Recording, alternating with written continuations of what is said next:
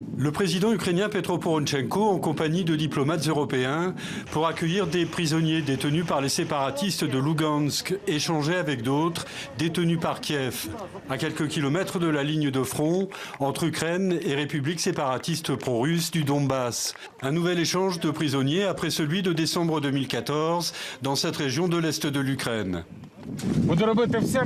Je ferai tout ce qui est possible pour amener chacun de nos héros. Aujourd'hui, nous devons tous nous unir pour sauver ceux qui sont restés là-bas.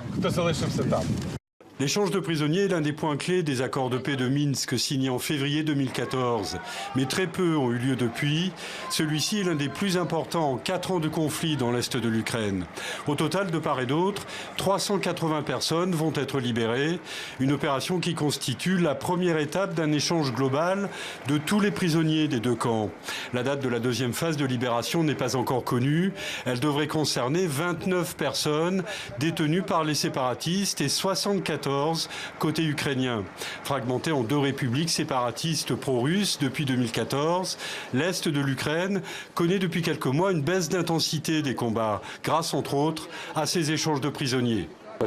J'étais à Donetsk parce que je gardais mon fils malade qui est alité depuis l'âge de 18 ans à cause d'une fracture vertébrale. Je sortais ma poubelle quand j'ai été interpellé par des représentants des services secrets.